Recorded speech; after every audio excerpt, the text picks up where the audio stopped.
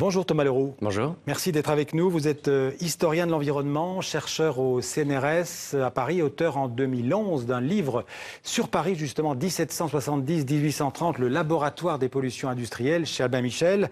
Et puis là, vous vous intéressez à la planète entière, puisque ce que vous appelez la contamination du monde, c'est un livre que vous avez écrit donc avec François Jarige. C'est le survol de 300 ans de pollution, de nuisances, comme on disait au XVIIIe siècle, une histoire des pollutions de 1700 à nos jours, aux éditions du Seuil. Alors c'est un livre qui, on peut le dire, qui tombe à pic, puisque un rapport international publié aujourd'hui même dans la prestigieuse revue scientifique The Lancet annonce qu'un décès sur 6 dans le monde en 2015 serait lié à la pollution, soit 9 millions de morts prématurées chaque année. Et justement, l'épilogue de votre livre s'intitule « La course à l'abîme », donc j'imagine que vous ne serez pas surpris, que vous n'avez pas été surpris par ce chiffre. Je le rappelle, donc un décès sur 6 lié aux pollutions dans le monde. Tout à fait, on n'est pas du tout surpris. C'est un rapport qui confirme en fait d'autres rapports rapports très nombreux, notamment par exemple de l'Organisation mondiale de la santé, qui estimait la mortalité à 7 millions. Donc c'est un rapport qui confirme et qui d'ailleurs précise bien, et amplifie même. Qui amplifie. Ouais. Et ce rapport prend bien soin de dire qu'il sous-estime par ailleurs l'évaluation de 9 millions, puisqu'il y a un grand nombre de molécules dont on ne connaît pas vraiment les effets, qui n'ont pu être testées dans leurs études. Alors, votre livre, je le disais, c'est 300 ans donc, de l'histoire des pollutions du monde. Il commence par le XVIIIe siècle. En fait, le premier chapitre va de 1700 à 1830. C'est ce qu'on appelle l'époque, disons, pré-industrielle, où on parle d'ailleurs à l'époque plus de nuisances que de pollution, et qui touche à ce moment-là surtout les campagnes, le monde rural. Oui, il faut bien savoir que le monde est surtout peuplé de ruraux à ce moment-là, et la pollution se trouve là où il y a une activité artisanale ou industrielle. Donc elle touche évidemment les campagnes sur des échelles qui sont relativement restreintes. C'est pour ça qu'on parle de nuisance, puisque la pollution est un fait social, localisé. Et c'est quoi les sources de pollution à l'époque? C'est les animaux? Ou par exemple des activités artisanales qui sont liées aux animaux, par exemple les tanneries ou les teintureries qui utilisent des pigments végétaux ou des oxydes métalliques. Donc beaucoup d'activités artisanales à l'époque, mais les autorités quand même se préoccupent déjà au XVIIIe siècle de la santé des gens. Tout à fait. Ce qui était étonnant dans l'étude qu'on a faite, c'est de voir à quel point au XVIIe, XVIIIe siècle, les autorités se préoccupaient énormément de ce phénomène, puisqu'il y avait une grande incertitude. On est dans un monde de la précarité, de l'incertitude.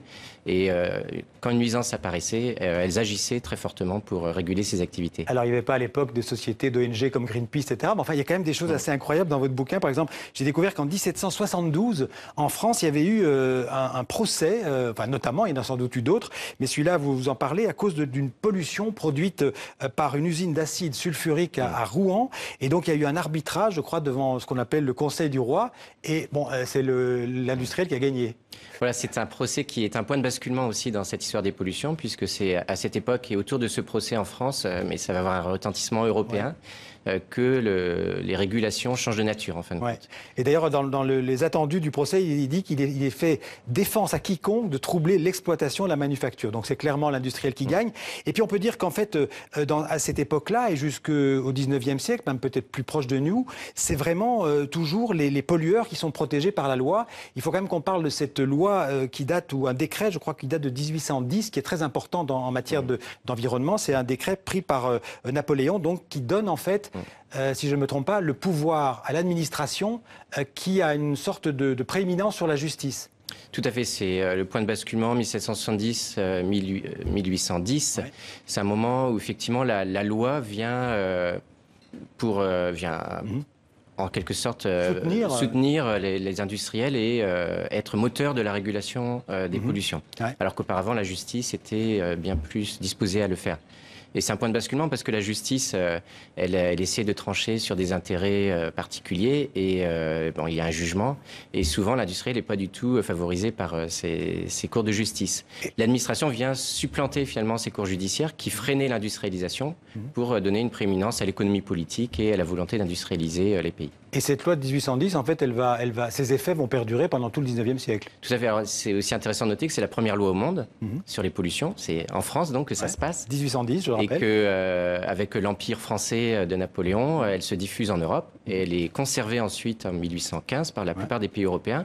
Et qu'ensuite, la Grande-Bretagne, qui n'a pas adopté ce modèle-là, va finir par légiférer nationalement aussi au cours du 19e siècle. Alors on avance dans le temps, on arrive à la deuxième partie de votre livre, c'est 1830-1914. C'est ce que vous appelez la face sombre du progrès, parce que c'est l'époque du développement industriel, c'est le développement de la chimie, du charbon, de l'acier. C'est un très mauvais siècle pour la planète. Et pour l'Europe surtout, puisque c'est surtout l'Europe qui est concernée, puis ensuite les États-Unis par cette industrialisation. Donc c'est une industrialisation qui repose sur la chimie des acides, sur la machine à vapeur, sur le charbon en général.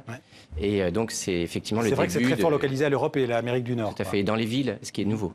C'est ça, donc on passe du rural à l'urbain. Et vous dites qu'à l'époque, évidemment c'est le dieu progrès qui impose sa loi. Et vous dites que on dit à l'époque que les nuisances, je vous cite, sont inévitables et même bénéfiques pour le progrès. Elles sont bénéfiques. On parle par exemple de la cheminée qui fume comme un gage de prospérité. C'est-à-dire que quand une grève a lieu, par exemple, dans une ville industrielle comme Manchester, tout d'un coup, le ciel s'éclaircit, on voit le ciel bleu, mais c'est un désespoir pour la population parce que ça veut dire que la population est en grève, elle ne gagne plus d'argent. Et donc, en fait, l'industrialisation est vécue comme un vecteur de progrès et l'industrie en tant que telle comme une source de prospérité. Et à l'époque, on pense que la nature pourra absorber, en fait, digérer tous les rejets de l'activité humaine. Tout à fait, on pense que l'atmosphère pourra complètement diluer les rejets, et comme la mer pourra également être l'exutoire ultime, une poubelle générale. Alors on parlait tout à l'heure de la justice et de l'administration, c'est aussi une époque où les citoyens vont beaucoup en justice, et notamment dans le monde anglo-saxon, où il y a beaucoup donc de recours devant la justice, mais vous le dites, c'est pas très efficace en fait. Alors en fait, les modes opératoires dans les pays anglo-saxons, c'est vrai que ce sont les cours judiciaires. Et la common law, comme on dit. La common law. Et petit à petit, cette common law s'est transformée. Au départ, elle était plutôt favorable aux voisins, aux propriétaires, qui n'avaient rien à voir avec la production, par exemple. Et petit à petit, elle s'est montrée de plus en plus favorable aux industriels, jusqu'à ce que finalement, elle soit assez inefficace dans la gestion de ces conflits, et que la loi ou des règlements municipaux ou régionaux supplantent les cours judiciaires. Mais vous le dites vous-même, les lois ou les règlements nationaux sont souvent en retard d'une pollution aussi au 19e siècle.